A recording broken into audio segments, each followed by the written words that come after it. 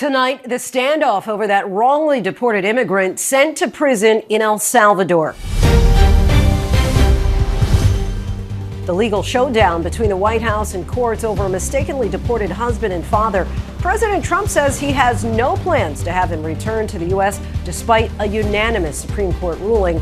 So what happens now? Tonight, the battle is escalating between President Trump and Harvard hours after freezing $2 billion in federal funds for the school. The president is now making a new threat as top schools indicate they will push back as well.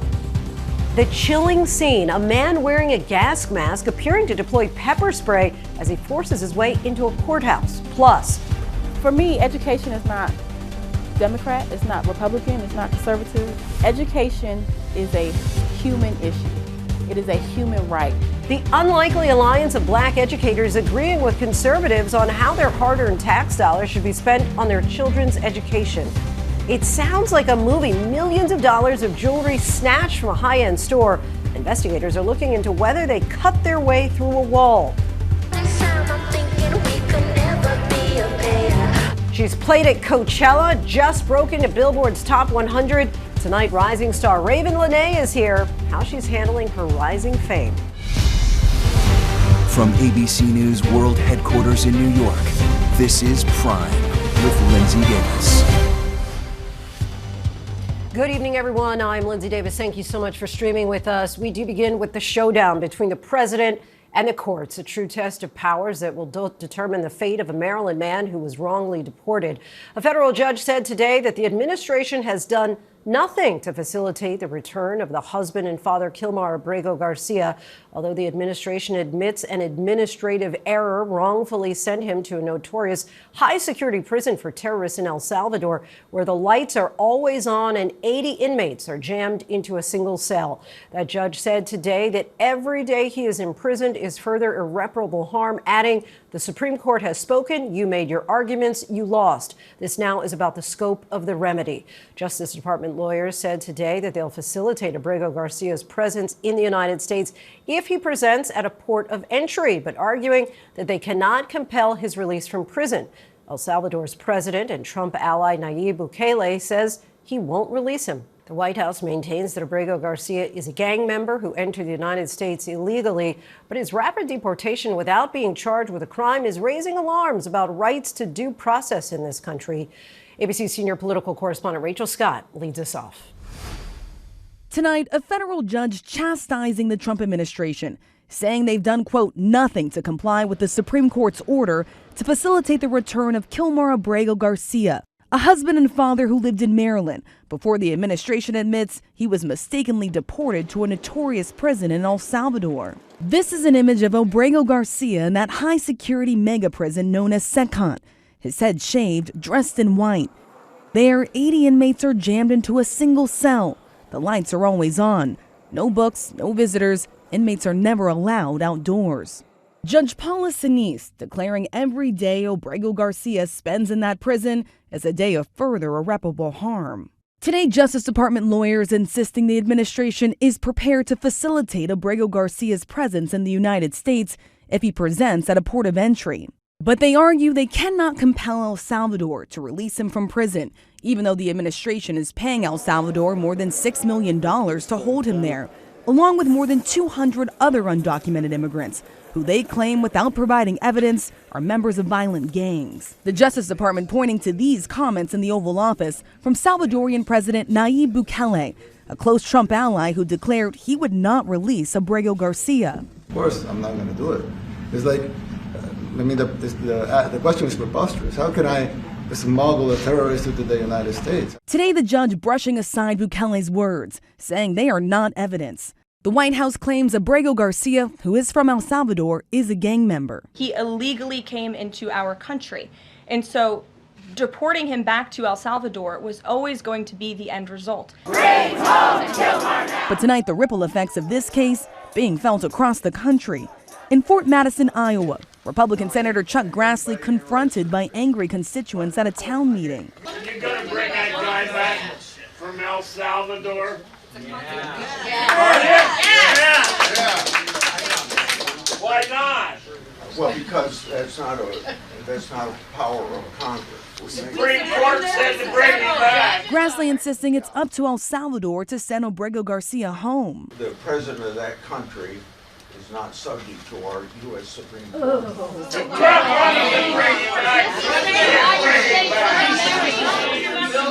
I'm pissed. The crowd's frustration on full display. These people have been sentenced to life imprisonment in a foreign country with no due process. Trump obey the Supreme Court. Trump's not obeying the Supreme Court. He just ignores them. Yeah. And tonight, outside court, Obrego Garcia's wife, Jennifer, an American, pleading for his return. I will not stop fighting until I see my husband alive.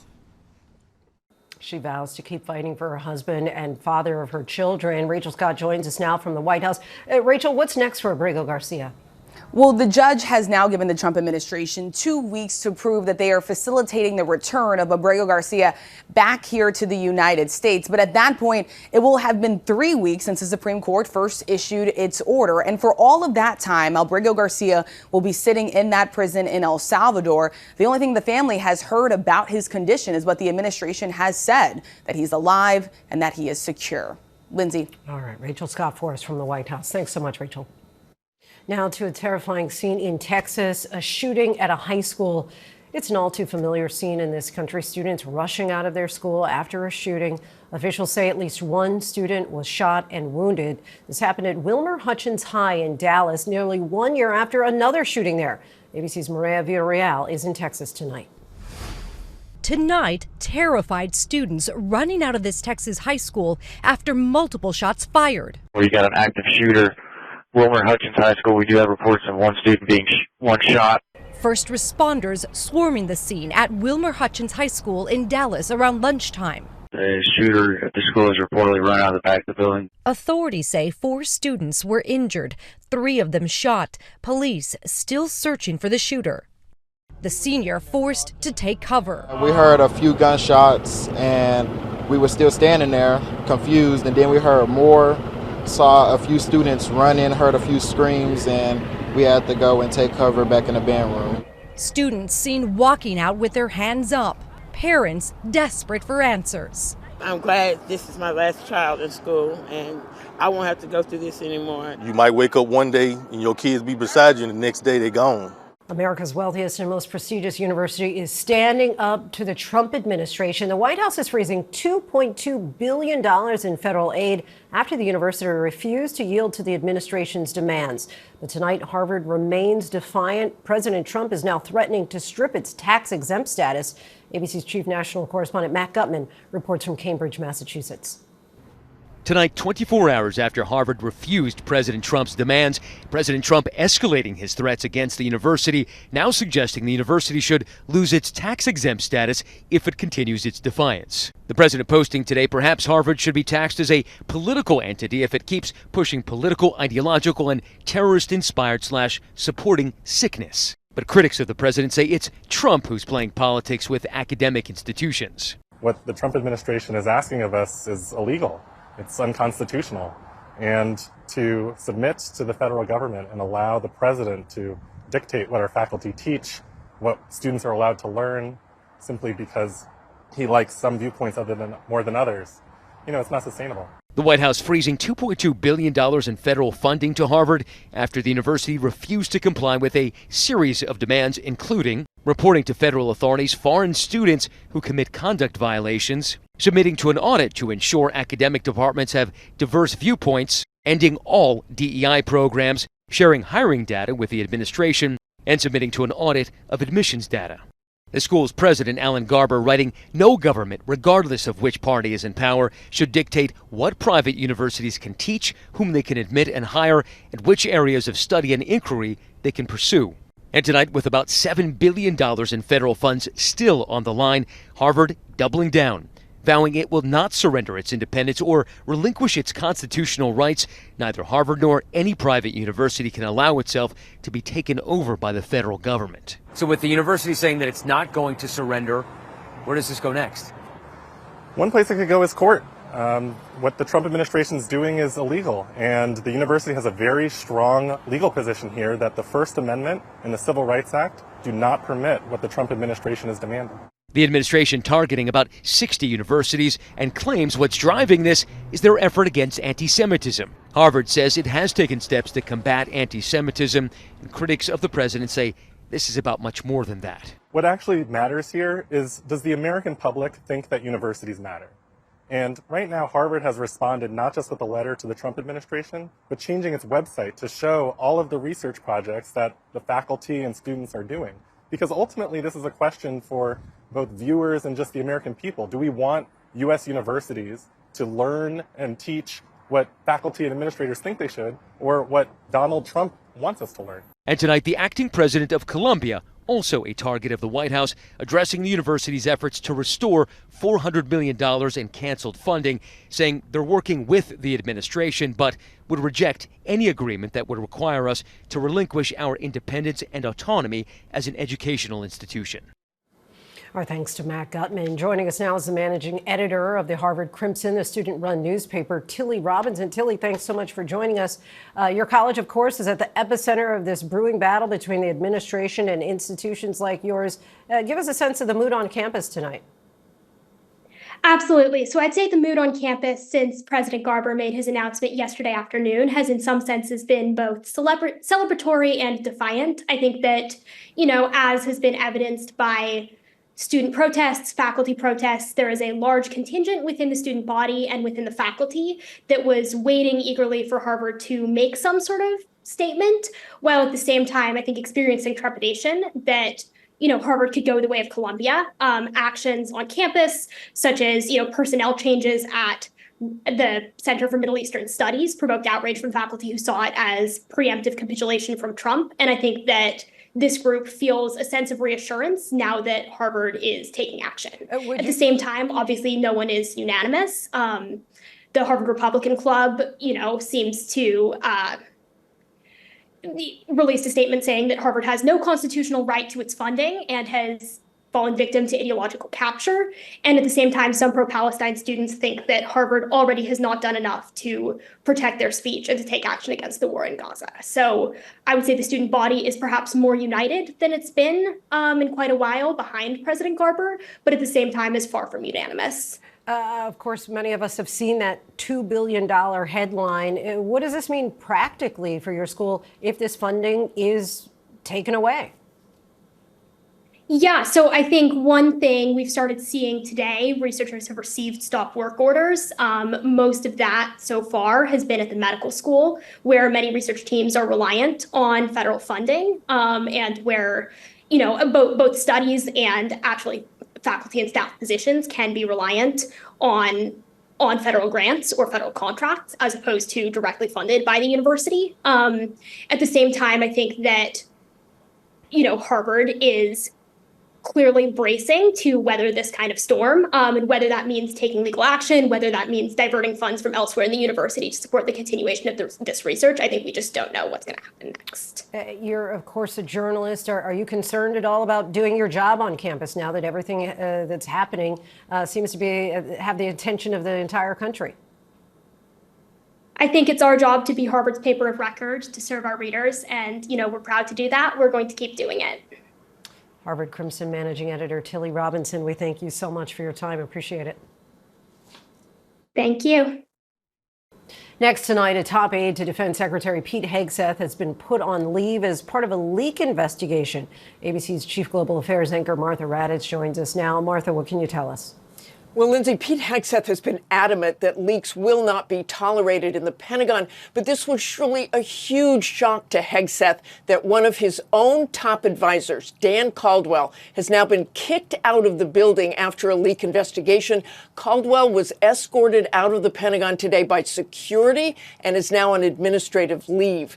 Caldwell has such close ties to Hegseth that he was his point of contact with the NSC for strikes on the Houthis in Yemen, during that signal chat last month. Caldwell was on that signal chain. Of course, Hegseth himself has been under fire for passing on attack plans on the signal chain. But this leak investigation began after a story about a possible top secret briefing for Elon Musk was leaked and that a second aircraft carrier would be heading to the Mideast. But it is unclear, Linsey, exactly what story led to Caldwell being escorted out of the building. Linsey. All right. Martha Raddatz for us. Thanks so much, Martha.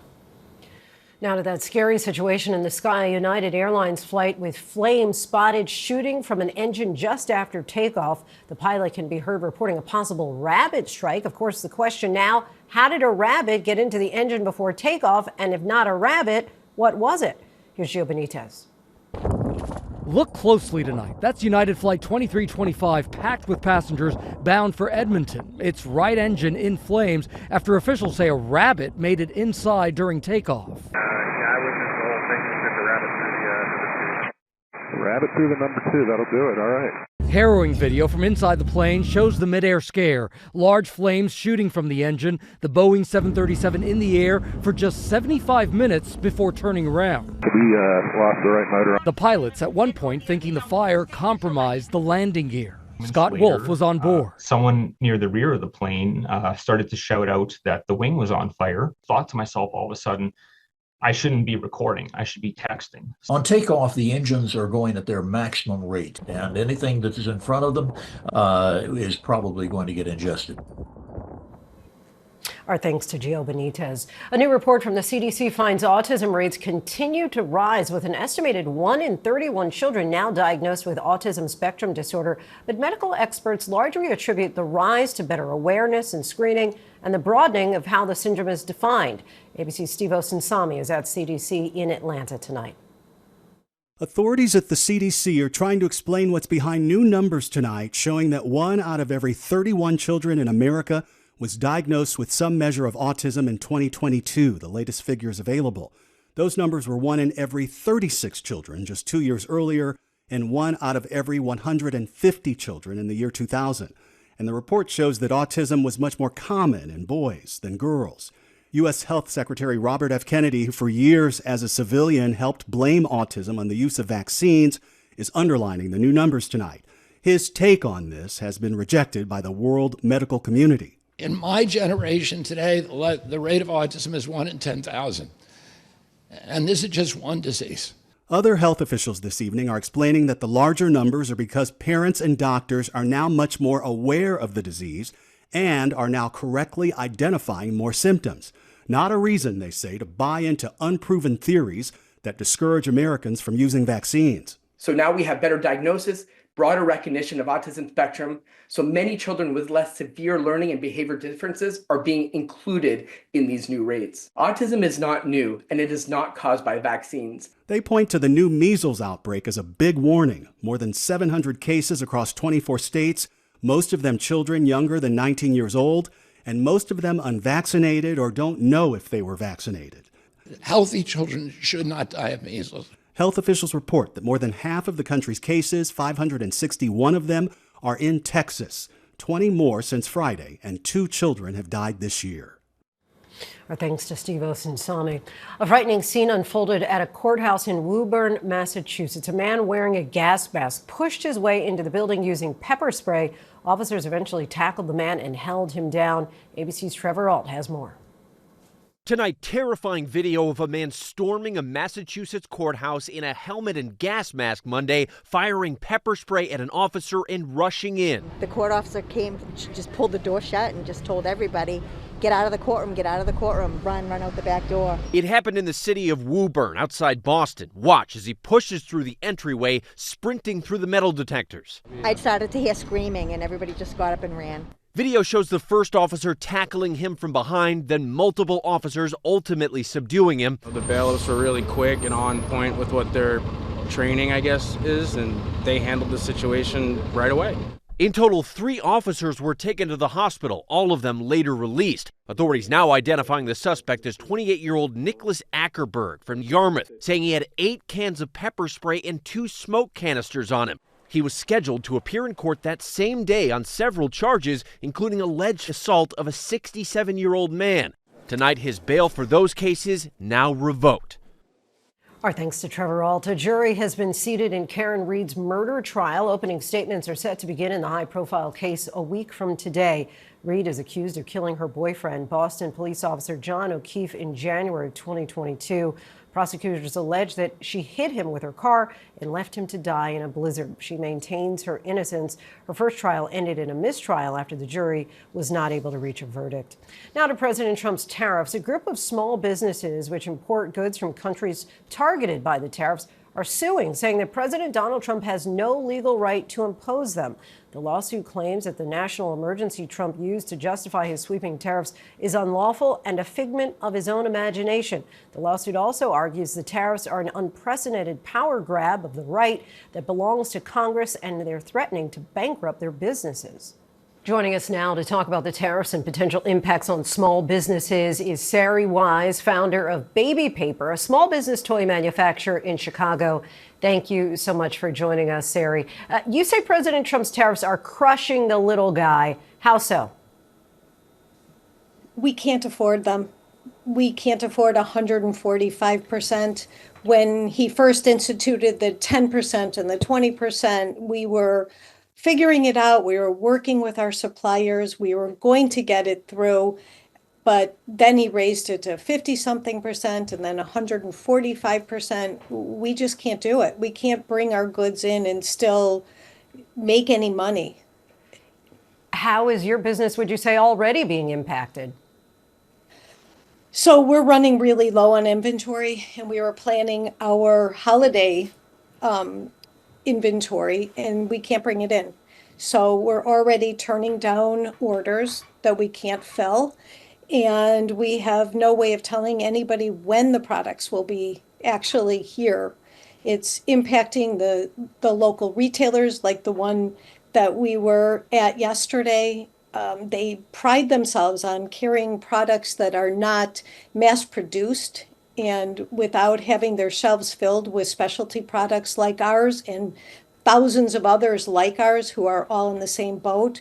The specialty retailers are going to really struggle this holiday season. You say 100% of the products you sell are made in China. Have you ever looked for sourcing elsewhere? Yes. For the past 10 years, we've gotten samples from manufacturers in the U.S. We've gotten samples from other countries. The quality is lower. The prices are 3 times what we're paying now. So when you hear the Trump administration officials say, you know what, this is going to be better for America, for these products to be made in America, for the manufacturers to start actually creating the items here, are you skeptical that that will be good long term? I have not heard. I haven't heard any toy manufacturers talking about bringing sourcing here. And if they are, they're being very quiet about it. It will take way too long to get the infrastructure in place. We just can't do it. And then the raw goods are coming from China, so you're still getting tariffs on the raw goods. So how are you accomplishing this? President Trump has said that these tariffs are essentially a short-term sacrifice for long-term gain. Your response to that?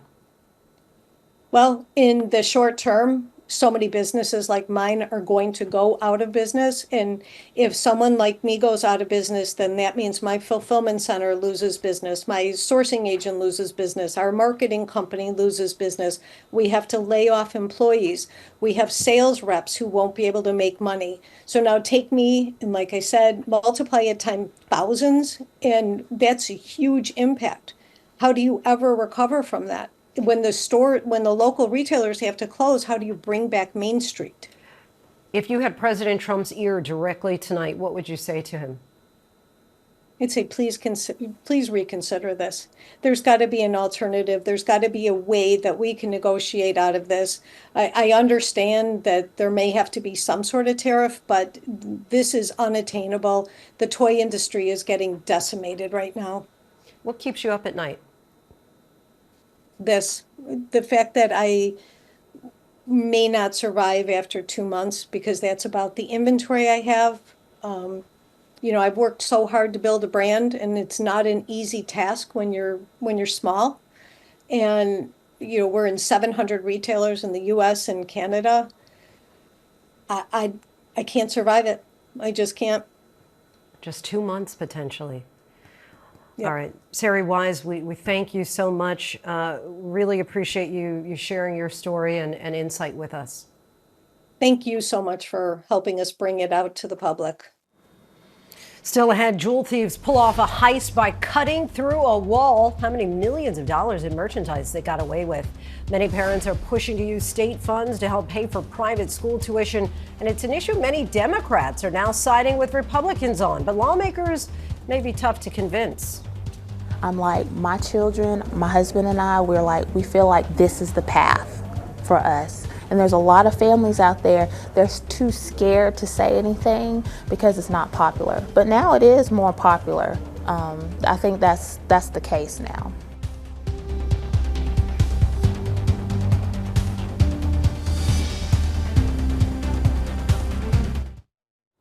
Welcome back, everyone. When it comes to what parents believe their children need from their schools, some say it goes way beyond political partisanship. Turns out a number of Democrats are pushing for one particular policy championed by Republicans like President Trump, which could provide funds to pay for a private education.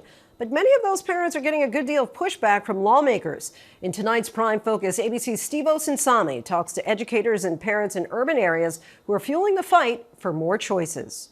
10, 20, 30, 40. I'm very conflicted sometimes with talking about this issue openly because now people put you in a certain lane. Yes. All right, let's go back to our classroom. For me, education is not Democrat, it's not Republican, it's not conservative. Education is a human issue. It is a human right. Denise Dixon is a teacher in one of the blackest counties in America who considers herself politically to the left in most ways. And she says it's conservatives who are getting it right about education today. 7 years ago, she walked away from public schools, believing she could do better, starting this small private school of her own in the Atlanta suburbs.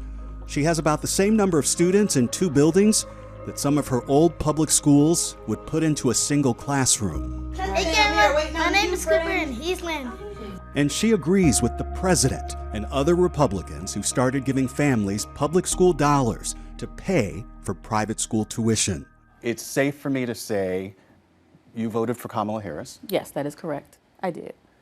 You did not vote for President Trump. I did not. But I'm guessing that you like his position on school choice. I absolutely do. I absolutely do. I disagree with about 99% of the things that he does, right? But when it comes to education, for whatever reason, I feel like he's getting it right. These parents are paying tax dollars to their local school system, and then they're paying tuition to come here. Those tax dollars should absolutely follow that child. Every person we spoke with in this report was comfortable sharing that they did not vote for the president and say they're putting children above their personal politics.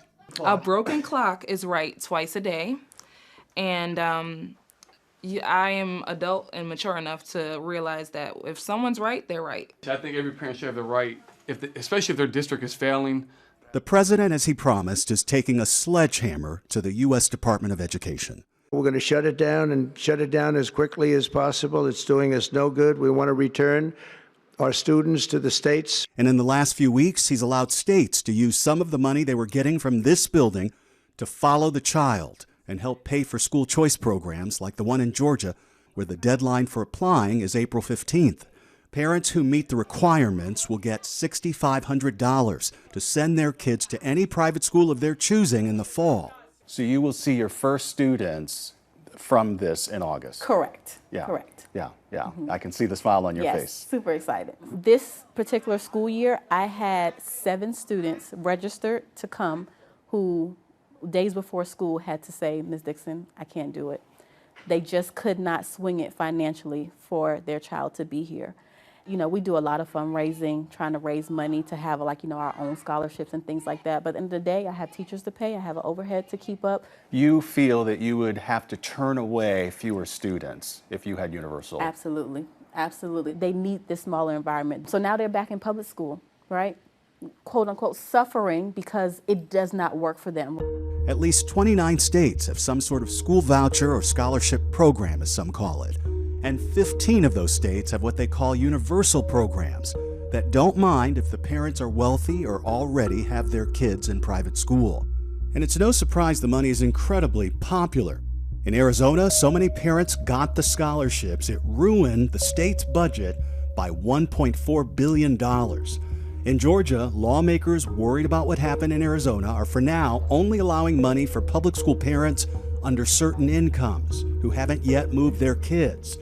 That means that the parents already at Denise Dixon School don't qualify. Hello. How are you? Good, how you doing? So they're taking regular field trips to the state capitol with their students, a lesson in lobbying. Most of the focus was on the other students in the class. The students who were behind. Yes. The kids are showing Democratic lawmakers that private school children aren't always who you might think. Thanks for coming down here doing the hard work of civic engagement. I'm generally opposed to public school funds going to other schools. Many of the Democratic leaders they talked with were against them, concerned that public schools will suffer if more state dollars go to private education. We have to come to a point where we just do what is best and on this issue and every issue and stop the infighting. One of the parents, Melanie Williams, left the State House frustrated. I just want what is right. I am a registered Democrat. I've been a Democrat all my life. I'm one of the loyal constituents. But when we ask for something, because we are the loyal constituent, you should hear us. We just want to help children. That's all. That's it. That's the bottom line. Over in Alabama, they have what she wants, a nearly universal program where starting in the fall, even parents who homeschool their children can get $2,000 from the state each year. We also can connect the dots. Most of my families are working middle-class families who have made this sacrifice in order for their children to be here. Jennifer Duckworth, a school choice parent and tutor in Birmingham, says it's hard explaining to Black Americans in particular why she'd want to pull her kids out of public education. Segregation now, segregation tomorrow, and segregation forever. After Black families fought so hard and for so long to get their kids into these schools. My mother was a teacher of 35 years and was in the superintendent's office, and they're a little offended because of all of the work that was done to create a equal opportunity for education. It's almost like you're slapping them in their face. And it's not. And now I'm like, my children, my husband and I, we feel like this is the path for us. And there's a lot of families out there, they're too scared to say anything because it's not popular. But now it is more popular. I think that's the case now.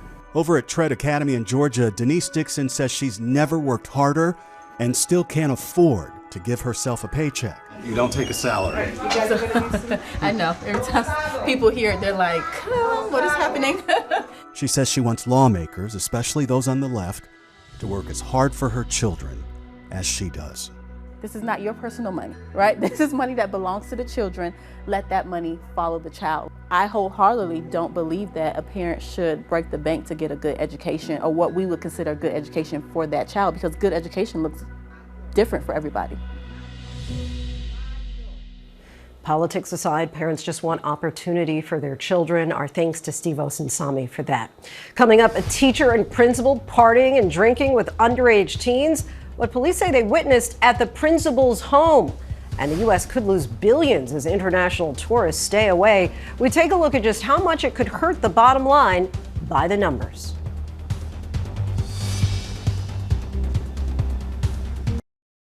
Welcome back, everyone. The United States was the third most visited country in the world in 2024, but foreign tourists are increasingly setting their sights elsewhere. Let's take a look at international tourism by the numbers. Following tariff announcements against our neighbor to the north, flight reservations from Canada to the U.S. are down 70% through September compared to last year. That's according to OAG Aviation Worldwide. Plus, U.S. summer bookings by European tourists have fallen by 25%, according to one hospitality group. All told, the International Trade Administration says that compared to last year, international arrivals have dropped by 10%, and that will certainly have an economic impact. According to Tourism Economics, spending by international visitors is expected to drop by $9 billion this year, as the U.S. is now perceived as a less welcoming destination. Alongside increased hostility and border policies, airfare, hotel rates, and car rental costs all fell in March. Airfares were down 5.2% compared to this time last year. That's all according to the Bureau of Labor Statistics. And hotel room rates saw a 3.7% decrease. This is prices for other items tracked by the BLS are sharply increasing. Visitor bureaus in major destinations, including the states of California and New York, are ramping up their marketing in an effort to keep the tourists coming. And still ahead, the Connecticut man held captive in his family home for more than 20 years speaks out about what he's endured for the first time. And Ravyn Lenae is here, the rising star of experimental R&B, now wowing crowds at Coachella, traversing genres and breaking the Billboard Top 100. She opens up about her rising fame.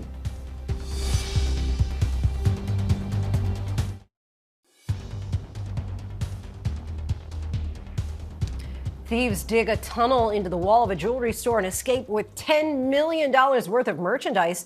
The FDA issues a warning about counterfeit drugs. And are you still writing paper checks? Perhaps it's time to say goodbye. These stories and more in tonight's Rundown. Police in Los Angeles say a family-owned jewelry store was robbed of an estimated $10 million of merchandise. Police were called to the downtown store Monday morning after it was burglarized overnight. The shop owner's son told KABC the thieves cut through a wall from a vacant store next to their business and disabled the security cameras and alarm. 20 years of my father's work is just gone. According to the family, they lost nearly all their merchandise and they don't have insurance. The FDA released a warning today about the fake versions of Ozempic being distributed in the U.S. The agency said they were alerted by the maker of the weight loss drug, Novo Nordisk, that counterfeit 1 milligram shots had been found outside the legitimate supply chain. The FDA says patients and doctors should check the lot and serial numbers on their prescriptions to make sure they are valid. Body camera video from Florida reveals what took place at an underage house party in January where a teacher and principal were arrested. Cocoa Beach officers responded twice to the party and were engaged by teacher Carly Anderson. I'm concerned about a child that's being put into a machine. Anderson was cleared of felony charges and initially allowed to teach again, but placed back on leave today when the video was released. School principal Elizabeth Hill Brodigan, who owned the house, is reportedly suspended without pay. This tax day is the last opportunity to receive a refund via paper check. A recent executive order from President Trump will require the federal government to stop issuing paper checks for all disbursements to reduce costs and fraud. Once the order kicks in on September 30th, all refunds and payments to the government will be processed electronically. A Connecticut man held captive by his stepmother for 20 years released his first public statement today, thanking those who helped him recover. The man, identified only as S, was allegedly kept in the home of Kimberly Sullivan until 2 months ago, when he was taken out by first responders after intentionally setting his room on fire. S said he recently, quote, appreciated the chance to have his first ever birthday party to celebrate turning 32. With the first pick in the 2025 WNBA draft, the Dallas Wings select Paige Beckers. UConn star Paige Beckers added #1 overall pick to her list of accomplishments. The guard, fresh off a national title, was selected by the Dallas Wings at last night's WNBA draft. Right behind her, the Seattle Storm, taking 19-year-old Dominique Malanga from the silver medal French Olympic team. The 2025 regular season tips off on May 16th. The 2 American college students arrested in Denmark after a dispute with an Uber driver are now out of jail, but they still can't leave the country. Tonight, one of the students is speaking exclusively with ABC News. Here's our chief international correspondent, James Longman.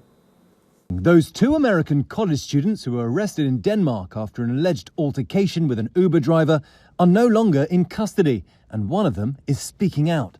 I feel good. I'm glad that the High Court ruled in our favor today and allowed us to be released from the prison. And it feels good to be with my family. It was on March 31st when Owen Ray and his friend, who wants to remain anonymous, say they took an Uber back to their hotel, but realized they'd put in the wrong address and opted to cancel the ride. After we got out of the car, we walked a few blocks away. The Uber driver then drove around. He found us. He then got out of the car and started yelling at us, thinking he hadn't been paid for the Uber, but in fact, he had been paid for the Uber. He then got in our faces and was saying, "I'm going to call 10 guys." We said, "We've done nothing wrong. We've done nothing wrong." He then started an altercation with us. A spokesperson for the rideshare company tells ABC News the driver reported to Uber that he was assaulted by two riders. Danish authorities detained them both at the airport the next day, declaring them a flight risk. We were both just very shocked about the fact that we were being arrested over this incident. We had done nothing wrong. We were the victims of an attack. Ray says they spent the next 2 weeks in a Danish prison. There were two of us in a pretty small jail cell in bunk beds. We spent 23 hours a day in the cell. We had 1 hour a day of yard time. We were allowed to make one phone call a week. The college student says their passports have been confiscated, but they haven't been charged. It's now an anxious wait for their families for what comes next. I'm not entirely sure on what the status is of the case at the moment.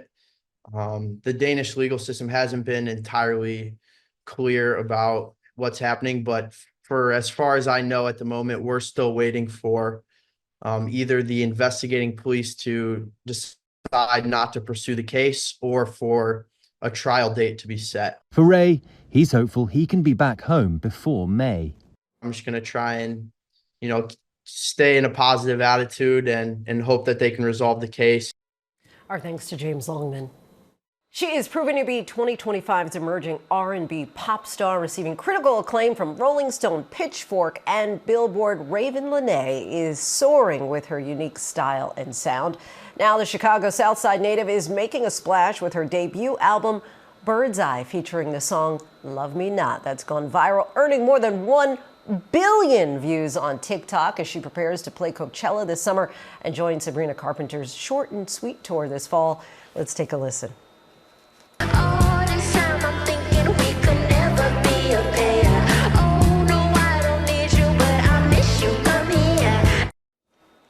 And joining us now, Miss Ravyn Lenae. Thank you so much for joining us. Thanks for having me. So let's start out with Bird's Eye. Really talks a lot about people growing up in their 20s. Mm-hmm. What was it about that particular time period for you that inspired you to write music about it? Yeah, I think approaching 25, I turned 25 while I was working on the album. I had a lot of feelings of doubt and questioning my position in the world, my position in music, my friendships, relationships. So that felt like the anchor for this period of my life, and really getting raw with my expression in the album and as a person in general. So it was a big moment for me to kind of pull back the curtains of who I am and really shed light on these things that I deal with and a lot of 20-somethings deal with. Right. And 30-somethings and 40-somethings. Yes, exactly. But you also grew up singing on the church choir, like many of the greats. Yeah. And I'm curious, when you were there singing the gospel music, were you ever anticipating this? I can't say I was, honestly. My grandfather was a pastor of the church that I grew up going to, so that was an easy gig to get. But that being my first audience, I think really instilled that empowerment in me and got me comfortable to be able to go beyond, the church doors. So. And you certainly went beyond the church doors, because then also you went to a school for the arts in Chicago, start being trained in opera. Yeah. You can sing opera in multiple languages. The director, I guess at the time, really commended that you were able to distinguish between Mozart and Beethoven. Yeah. So it seems like you always had an ear for music from a child.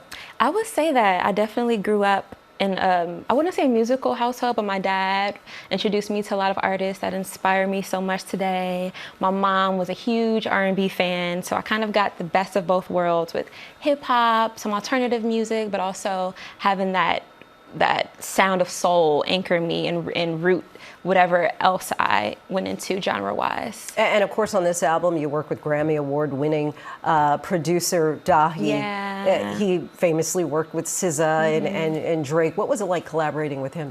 Dahi is a wizard. That's what I call him all the time. But really getting to know him on a personal level, and as a brother, I would say he really inspired me to really push myself and not settle in what I'm used to, and really trust my instincts. And that's something that I'm still figuring out and still leaning into, and I think that he sparked that for sure in me with this recent album. And I gotta get your reaction to SZA saying that your album Bird's Eye was one of her favorite albums of the year. I love SZA. I'm so inspired by her. So seeing that literally made my entire month. And I think it really made people discover me in new ways and discover the album, which is always a beautiful thing. So I can imagine. And you're about to go on tour with Sabrina Carpenter, doing Coachella. How do you prepare for these big events? Ooh, I try not to be anxious. I try to sleep. I try to eat. But honestly, I really just want to welcome all of this amazing, beautiful energy that's entering my life and really step into it and not be scared and not be, not question myself. That's something that I'm really learning. So I'm ready. We were talking before we started this official interview about the Chicago food. So I got to ask you, since you're here in New York, you like Chicago pizza, New York pizza? Chicago pizza. All right, you like the deep dish? All right. I never got into it. I don't know. It's a little like. But we have square pies too. So try the square pies when you come back. All right, will do. Ravyn, all the best to you. I know you have new music coming out this summer as well. We're going to look for that. We want to let our viewers know you can listen to Bird's Eye anywhere you stream your music. Now we're hungry and here, craving pizza, Flav. That's our show for this hour. I'm Linsey Davis. Be sure to stay tuned to ABC News Live for more context and analysis of the day's top stories. Thanks so much for streaming with us.